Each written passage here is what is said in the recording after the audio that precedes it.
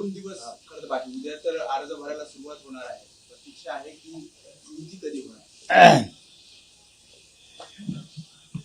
कोणाची? 2 भावांची ती झाली आहे. 2 भावांचं युती, मनोमिलन, बरं का, एकत्रीकरण हे झालेलं आहे. आता राजकीय युतीविषयी म्हणाला महानगरपालिकेतल्या, तर मुंबईसह इतर नाशिक, कल्याण, डोंबिवली, ठाणे इकडल्या चर्चा जवळजवळ अंतिम टप्प्यात आल्या, काही ठिकाणी संपलेल्या. तरीही इतक्या मोठ्या महानगरपालिका आहेत, शेवटपर्यंत त्या यादीवर हात फिरवला जातो आणि त्या दृष्टीनं काम चालू आहे. 23 तारखेपासून मला वाटतं अर्ज भरण्याचं सुरुवात आहे. त्याच्या आधी 100% शिवसेना आणि महाराष्ट्र नवनिर्माण सेनेच्या युतीची घोषणा एकत्रितपणे धूमधडाक्यात वाजत गाजत केली जाईल. पण काही ठिकाणी ठरले कारण उद्या 23 तारीख आहे. ठीक आहे ना, होईल ना उद्या. 23 तारखेचा मुहूर्त आहे का? नाही, असा मुहूर्त काय काढलेला नाहीये. पण मी तुम्हाला कालही सांगितलं की हा एक नवीन प्रयोग आहे. राज आणि उद्धवजी यांचे पक्ष म्हणजे आमचे पक्ष एकत्र निवडणुका लढत आहेत. फक्त मुंबई नाही तर ठाणे आहे, मीरा भाईंदर आहे, कल्याण डोंबिवली आहे, नाशिक आहे. या सर्वत्र दोन्ही बाजूचे लोक यांनी चर्चा पूर्ण केली आणि त्याच्यावरती आता आज दिवसभरामध्ये शेवटचा हात फिरवला जाईल. राऊत साहेब, तुम्ही म्हणालात की महाराष्ट्राच्या राजकारणात हा नवीन प्रयोग आहे, तर महाराष्ट्राच्या राजकीय रंगमंचावर जर हा नवा प्रयोग असेल तर त्याला प्रेक्षक रूपी मतदार कसा प्रतिसाद देतील? नाटक हिट ठरेल? हे नाटक नाहीये. तुम्ही जर म्हणत असाल नाटक आहे तर नाटक नाही आहे, हे लक्षात घ्या. हा प्रीतिसंगम आहे. नाटक असेल तर ते प्रीतिसंगम नाटक आहे आणि महाराष्ट्राची जनता या प्रीतिसंगमामध्ये सहभागी होईल. नाटक कुठलं आहे? काल नगरपालिका निवडणुकांचे निकाल लागले, ते नाटक आहे. ज्या पद्धतीनं जशी चांगल्या नाटकाची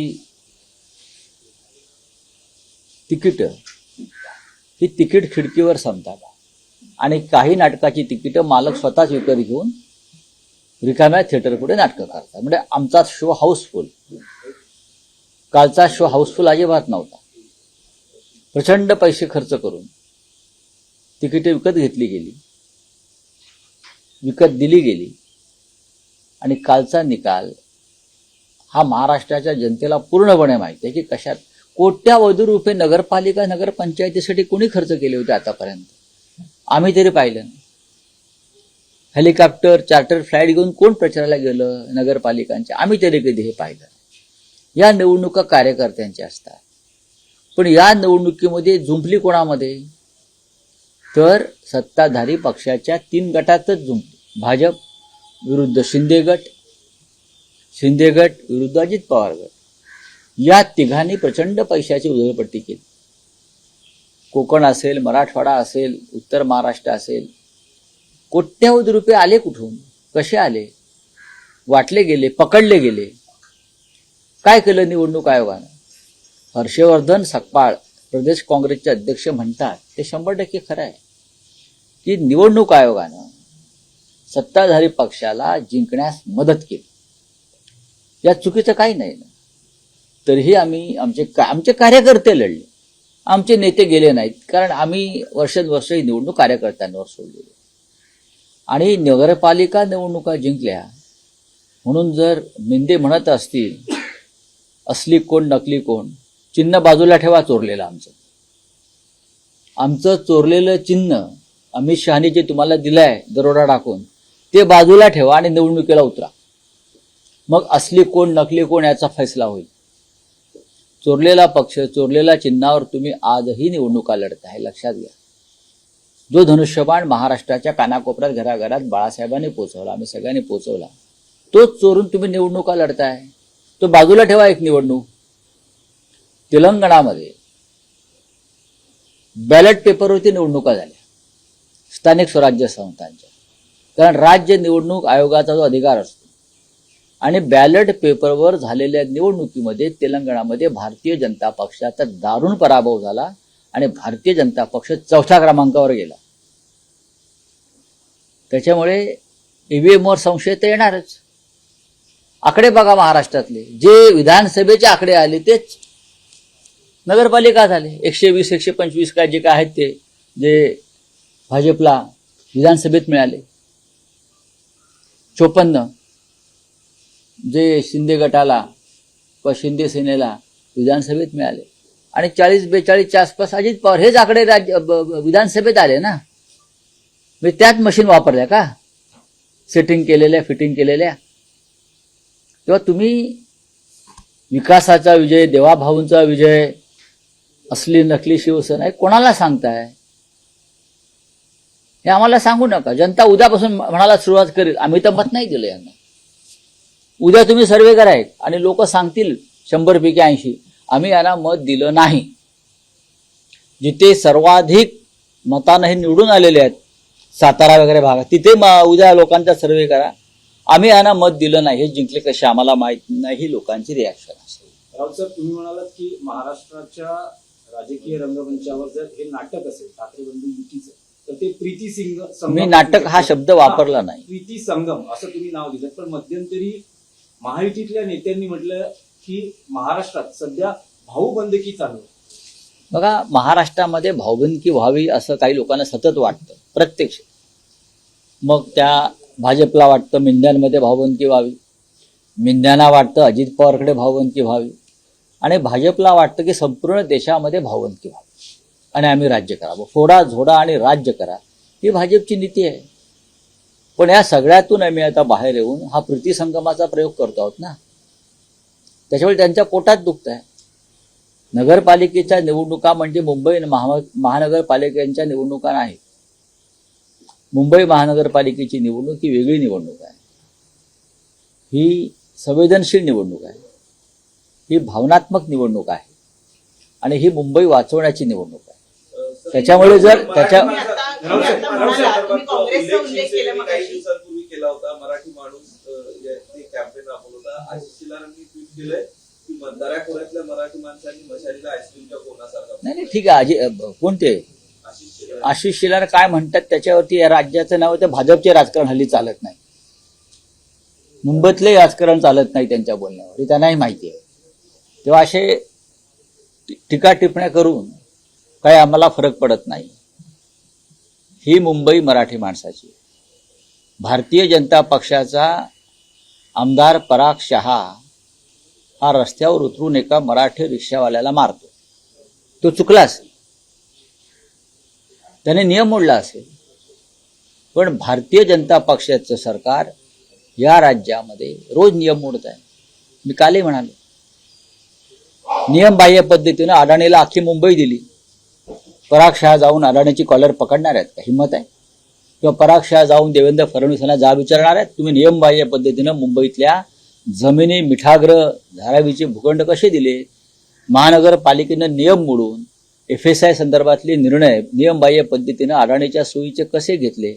या संदर्भात पराग शहासारखे जे नवीन गुंड निर्माण झालेले आहेत राजकारणातले, ते प्रश्न विचारतील का? जर त्यांनी तो प्रश्न विचारला तर मी त्यांच्या रिक्षावाल्याला मारल्याचं समर्थन करेन.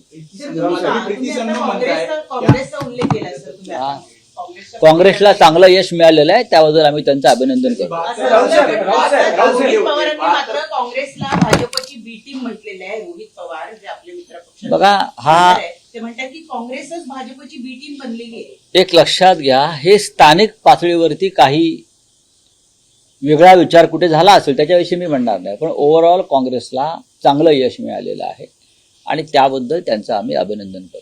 काँग्रेस येते तुमच्या बरोबर काय काही बोलणं झालं? हे निकाल पाहता असं वाटत नाही का की महाविकास आघाडी आणि मनसेनं एकत्र असावं कारण नाही अजूनही नाही, 72 तास नाही शिल्लक आहे. आमची खूप इच्छा आहे की महाविकास आघाडीमध्ये कोणत्याही प्रकारे मतभेद असू नयेत आणि राज ठाकरे यांच्यासह मुंबई महानगरपालिकेत आम्ही लढावं, म्हणजे काँग्रेसला आम्ही आवाहन केलेलं आहे. पण काँग्रेसच्या नेत्यांना मुंबई स्वतंत्रपणे लढायची आहे. मुंबईच्या बाहेर ते एकत्र यायला तयार आहे, मुंबई सोडून. आता त्यांची काही गणितं असतील, पण अमरावती, चंद्रपूर, वर्धा या भागात काँग्रेसला मोठ्या प्रमाणात नगरपालिकात यश मिळालं. पण मुंबईचं राजकारण वेगळं आहे. आम्ही त्यांना वारंवार आवाहन करतो की आपण एकत्र लढलं पाहिजे.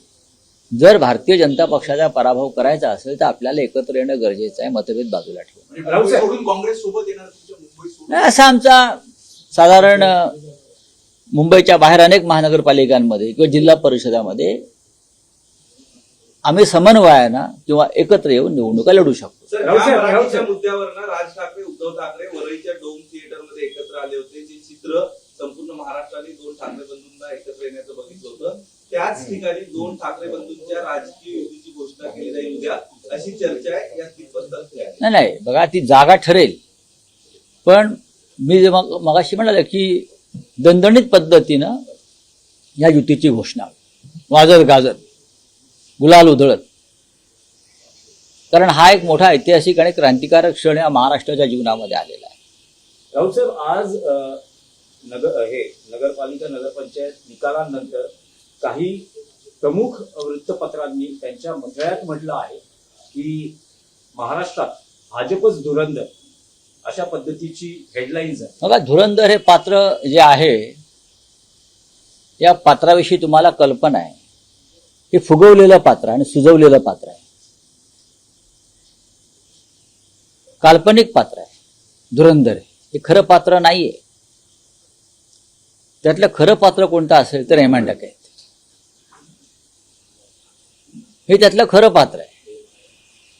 आता भारतीय जनता पक्षाला मुंबईची लॅरी करायची असेल, लॅरी, तर ते अशी धुरंधर धुरंधर अत्यंत खोटं पात्र आहे, सुजवलेलं आणि फुगवलेलं पात्र आहे ते धुरंधर. या देशामध्ये धुरंधर कोण, महाराष्ट्रात धुरंधर कोण, हे भाजपा ठरवू शकत नाही, जनता ठरवेल. आणि ज्या बनावट पद्धतीनं कालचे निकाल लावले गेले, जे बिहारमध्ये झालं तेच काल नगरपालिका निवडणुकात झालं. बाकी काय, मी कालच्या नगरपालिका निवडणुकांची तुलना ही बिहारच्या निकालाशी करतो. राऊत साहेब, माजी खासदार राहुल शेवाळे यांच्या पत्नींनी काल शिवाजीनगर मानपूर परिसरामध्ये रात्री साड्या वाटल्या. मला माहिती. सकाळी त्या लोकांनी त्या महिलांनी त्या साड्या जाळून टाकलेल्या आहेत. चांगली गोष्ट आहे. अशा पद्धतीनं आचारसंहितेच्या काळात म्हणूनच म्हणतो ना, मुंबई वेगळी आहे. मुंबईशी नगरपालिका निकालांची तुम्ही बरोबरी करू नका, तुलना करू नका. मुंबईची जनता वेगळी आहे. राऊत साहेब, या निवडणुकीत सातत्यानं एक आरोप प्रकर्षानं झाला की पैशांचं वाटप मोठ्या प्रमाणावर झालं. मग सत्तेतल्या काही नेत्यांनीच अशा पद्धतीचे आरोप केले, स्टिंग ऑपरेशन केली. आयोगानं काय केलं? आयोग मात्र आयोगानं काय केलं? स्तब्ध आहे. आयोग हा भारतीय जनता पक्षाचा किंवा मिंदे गटाचा हस्तक असल्यासारखा वागत होता. हस्तक. हर्षवर्धन सकपाळ यांनी जे सांगितलं ते सत्य आहे की निवडणूक आयोगाच्या मदतीनं ही नगरपालिका निवडणुकाचे निकाल सत्ताधाऱ्यांनी आपल्या बाजूनं लावले, हे सत्य आहे.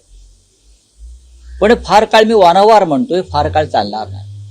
कुठेतरी पूर्णविराम या संपूर्ण घटनेला मिळतो. चला और क्या हिंदी में है, हिंदी में क्या है? बीजेपी सबसे बड़ी पार्टी बन के आएगी लोगों बड़ी खुशी में। बात ऐसी है, बीजेपी सबसे बड़ी पार्टी कैसे बनकर आती है सबको मालूम है. जो बिहार में हो गया वही महाराष्ट्र के नगर पंचायत चुनाव में हो गया. आप देखिए ना, जिस तरह से विधानसभा में जो नतीजे आए, वही नतीजे, वही आंकड़े अब नगर पंचायत में आ गए. 120-125 विधानसभा के विधायक उनके चुनकर आए थे. नगर पंचायत भी 120-125 में बीजेपी के आ गए. शिंदे के 54 के आसपास विधायक आए थे. इस बार नगर पालिका नगर पंचायत भी 54 आ गई. 40-42 अजित पवार के आए थे, वही आंकड़ा नगर पालिका में आ गया। वही मशीन है, वही सेटिंग और वही फिटिंग है। नई बात कोई नहीं। अरे आंकड़े तो बदल दो भाई, आंकड़े तो बदल दो। हाँ, ये लोकतंत्र है क्या? पैसा कितना पानी जैसा बहाया, पानी से भी ज्यादा बहाया, तूफान आ गया पैसों का। मैंने कल भी कहा कि जिस नगर पालिका नगर पंचायत का बजट 25 करोड़ है, वहां 200 करोड़ जीतने के लिए खर्चा किया। 10 करोड़ लोगों में बांट दिए। कहां से आता है पैसा? ये फडणवीस साहब बता सकते हैं? ये पैसा महाराष्ट्र में कहां से आता है? शिंदे के पास, अजित पवार के पास, आपके पास। कौन देता है पैसा आपको? हमको तो कोई देता नहीं। तो आप कहां से लाते हो पैसा? महाराष्ट्र की लूट करके, डकैत करके आपने जगह जगह पर रहमान डकैत रखे हैं पैसा जमा करने के। और आप जीतने के बाद रविंद्र चौहान नाच रहे हैं, फोटो देख रहा हूं मैं। नाच लो भाई, ये लोकतंत्र देश का बहुत मजबूत है। एक दिन आपको यहां से धक्के मार कर निकाल देगा।